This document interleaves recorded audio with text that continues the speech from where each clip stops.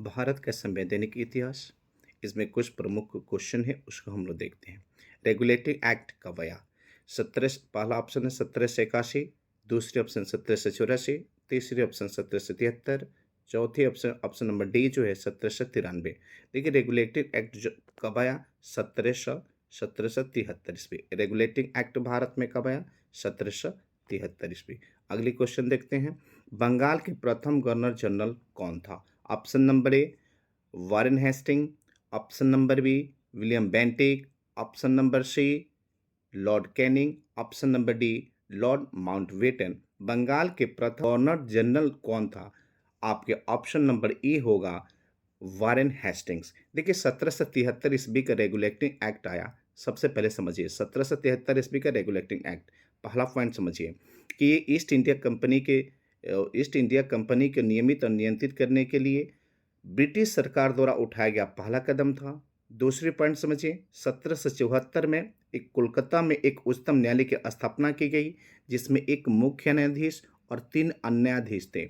एक मुख्य न्यायाधीश जो थे, प्रथम मुख्य न्यायाधीश सर एलिजा एमपी थे, और 3 अन्य न्यायाधीश जो थे वो हाइड, चेम्बर्स और लिमेंस्टर थे। सही है भाई, आगे चलें। अगली क्वेश्चन है एक्ट ऑफ सेटलमेंट कब आया? एक्ट ऑफ सेटलमेंट कब आया? Option number A 1784, option number B 1781, option number C 1773, option number D 1833। देखिए एक्ट ऑफ सेटलमेंट कब आया? 1781 ईस्वी। आपका ऑप्शन नंबर बी। देखिए एक्ट ऑफ सेटलमेंट क्या थी? 1781 ईस्वी का एक्ट ऑफ सेटलमेंट जो आया था वह 1773 का रेगुलेटिंग एक्ट की कमियों को दूर करने के लिए आया था। सही है, आगे चलें। क्वेश्चन नंबर 4, निम्नलिखित में से किस चार्टर अधिनियम के अंतर्गत कंपनी के अधिकार पत्र को 20 वर्षों के लिए बढ़ा दिया गया? Option number A 1833, option number B 1853, option number C 1813, option number D 1858। देखिए निम्नलिखित में से किस चार्टर अधिनियम के अंतर्गत कंपनी के अधिकार पत्र को 20 वर्षों के लिए बढ़ा दिया गया? 1813। 1813। चले भाई आगे, अगली क्वेश्चन देखते हैं। क्वेश्चन नंबर 5, भारत के प्रथम गवर्नर जनरल कौन था?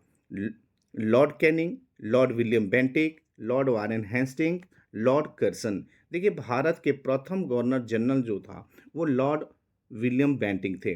कौन था भाई? लॉर्ड विलियम बेंटिक था। देखिए 1833 ईस्वी में, 1833 ईस्वी में, सही है भाई, 1833 ईस्वी में, है ना, बंगाल के गवर्नर जनरल को भारत का गवर्नर जनरल कहा जाने लगा।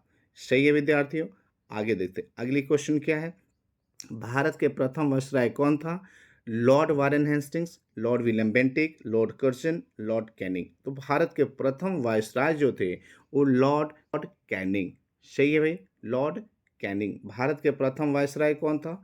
Lord Canning. अगली क्वेश्चन देखते हैं, अगली क्वेश्चन की तरफ चलते हैं। क्वेश्चन नंबर 7, मार्ले मिंटो सुधार बिल किस वर्ष पारित किया गया? देखिए मार्ले मिंटो सुधार बिल जो है, option number A 1911, option number B 1919, option number C 1909, option number D 1907। Morley Minto सुधार बिल किस वर्ष पारित किया गया? 1909 ईस्वी। मार्ले मिंटो सुधार 1909 ईस्वी। अगली क्वेश्चन देखते हैं। क्वेश्चन नंबर 8, मार्ले मिंटो सुधार का उद्देश्य क्या था? पूर्ण स्वतंत्रता देना, पृथक निर्वाचन प्रणाली, भारतीयों की भागीदारी बढ़ाना, संविधान सभा का गठन। देखिए मार्ले मिंटो सुधार जो है 1909 ईस्वी में आया। उसका उद्देश्य था पृथक निर्वाचन, है ना, पृथक निर्वाचन प्रणाली, मुस्लिमों के लिए, मुस्लिम समुदायों के लिए पृथक निर्वाचन प्रणाली का प्रावधान किया गया। सही है भाई,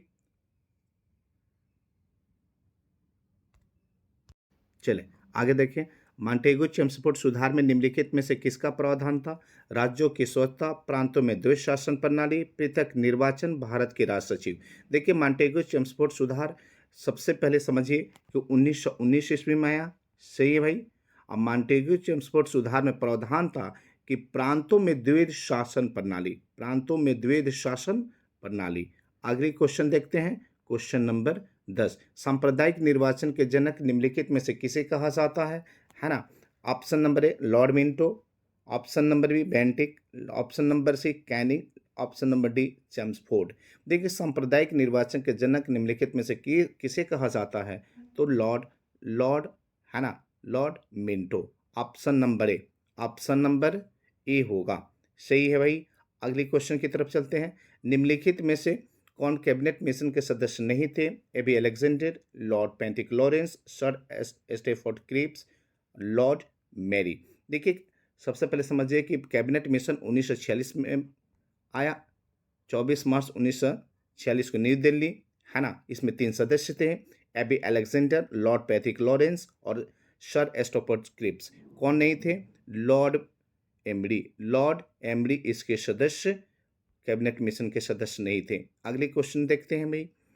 निम्नलिखित में से किस भारत सरकार अधिनियम द्वारा संघीय प्रणाली का पहला प्रयास किया गया था? Option number A 1909, option number B 1935, option number C 1919, option number D 1932। देखिए भारत सरकार अधिनियम द्वारा संघीय प्रणाली का पहला प्रयास जो किया गया था वो 1935, भारत सरकार अधिनियम 1935 के द्वारा किया गया था। सही विद्यार्थियों, अगले क्वेश्चन देखते हैं। अगले क्वेश्चन की तरफ बढ़ते हैं। किस अधिनियम की प्रमुख विशेषता प्रांतीय स्वायत्तता थी? 1999, 1905, 1935, 1858। देखिए किस अधिनियम विशेषता प्रांतीय स्वायत्तता थी? तो 1935, ऑप्शन नंबर सी, आपका ऑप्शन नंबर सी। केंद्र में द्वैध शासन प्रणाली कब लागू किया गया? 1919, 1909, 1947, 1935। देखिए केंद्र में द्वैध शासन प्रणाली जो है वो 1935 में भारत सरकार अधिनियम द्वारा पारित किया गया। केंद्र में द्वैध शासन, और उसी समय प्रांतों में द्वैध शासन प्रणाली को समाप्त किया गया था, जो 1919 में मॉन्टेग्यू चेम्सफोर्ड सुधार के में प्रावधान था। सही है भाई। अगले क्वेश्चन देखते हैं। क्वेश्चन नंबर 16, 14 किसी कारण 15 है ना, वो देख लीजिएगा। कौन सुमेल नहीं है? पार्लियामेंट्री सुधार, सांप्रदायिक प्रतिनिधित्व, बिल्कुल सही है। भारत सरकार अधिनियम 1935 स्वशासन से संबंधित है, बिल्कुल सही है। कैबिनेट मिशन, संविधान सभा का गठन, बिल्कुल सही है। और साइमन कमीशन भारत विभाजन, इस साइमन कमीशन भारत विभाजन से संबंधित नहीं है।